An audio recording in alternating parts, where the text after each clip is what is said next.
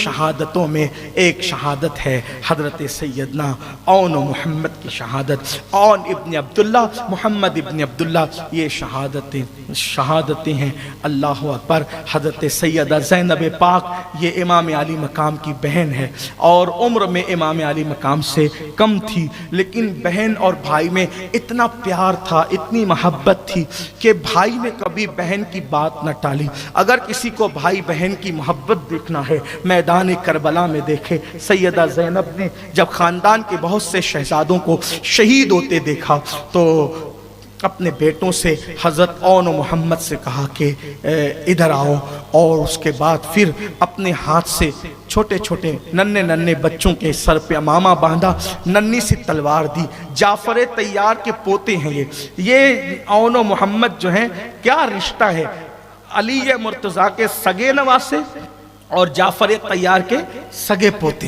اللہ اکبر۔ سر پہ امامہ باندھا، تلوار دی، اور تلوار دینے کے بعد ڈھال دی، اور ڈھال دے کر کے دونوں شہزادوں کو لے کر آئی اور اپنے بھائی کے سامنے امام علی مقام کے سامنے کھڑی ہو گئی۔ امام نے تو کئی لاشیں صبح سے لے کر اب تک لاشیں اٹھا کر لاتے ہیں، لاشیں اٹھا کر لاتے ہیں، جو شہید ہوتا ہے لاش اٹھا کر لاتے ہیں، لاشیں اٹھا کر لا کر کے دل چھلنی ہوتا ہے، لیکن اب بھائیوں کی لاشیں اٹھائی، بھتیجوں کی لاشیں اٹھائی، اور اب بھانجے سامنے کھڑے۔ سیدہ زینب کہتی ہے بھیا پوری زندگی کبھی آپ نے میری بات نہیں کاٹی، میرے پاس کچھ نہیں ہے سوائے ان 2 امانتوں کے، یہ میری زندگی کا کل سرمایہ ہے، یہی 2 بچے ہیں میرے، اور میں چاہتی ہوں کہ انہیں کربلا میں بھیج دوں۔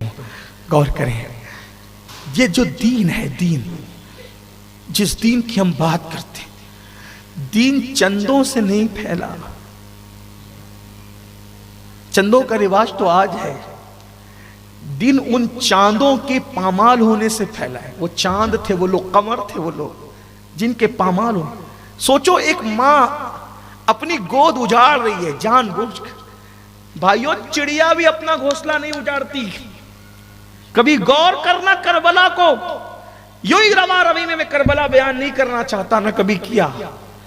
گھر جا کر کے سوچنا، چڑیا بھی کبھی اپنا گھونسلہ نہیں اجاڑتی، وہ ماں کا سینہ کیسا ہوگا، اپنی گود اجاڑ رہی، 2 ہی بیٹے ہیں، اور کہتی ہے بھیا میں انہیں کربلا کے میدان میں بھیج رہی ہوں۔ امام نے فرمایا کہ زینب میرا امتحان نہ لو، میری بہن میرا امتحان نہ لو۔ تو کہتی ہے اگر تم نے فاطمہ کا دودھ پیا ہے تو میں نے بھی تو پیا ہے، تمہاری تربیت اگر فاتح خیبر کی گود میں ہو تو میری بھی تو تربیت فاتح خیبر کی گود میں ہو۔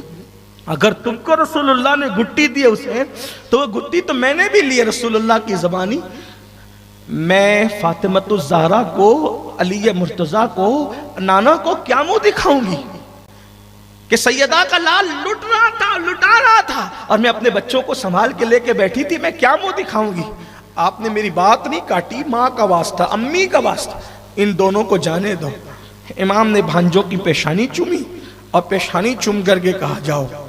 جس وقت زینب اپنے بیٹوں کو بھیج رہی تھی وہ زینب بنت علی تھی، جس وقت بھیج رہی تھی زینب بنت علی تھی، اور جب شہزادے گئے تو شمر نے اور ابن سعد نے ہنس کر کے کہا حسین جوان ختم ہو گئے خیمے میں، اب بچوں کو بھیجنے لگے ہو؟ امام نے کوئی جواب نہ دیا کیونکہ بہن کی ضد تھی اور بہن کی ضد ٹال نہیں سکتے تھے۔ دونوں شہزادوں نے جواب دیا، کہا کہ ہم بچے ہیں، میں بچہ سمجھتا ہے، علی کے نواسے ہیں، اور جعفر طیار جس کی تلوار کی گونج اب بھی تمہارے ملک شام میں ہے، اس جعفر طیار کے سگے پوتے عبداللہ ابن جعفر طیار کے بیٹے ہیں۔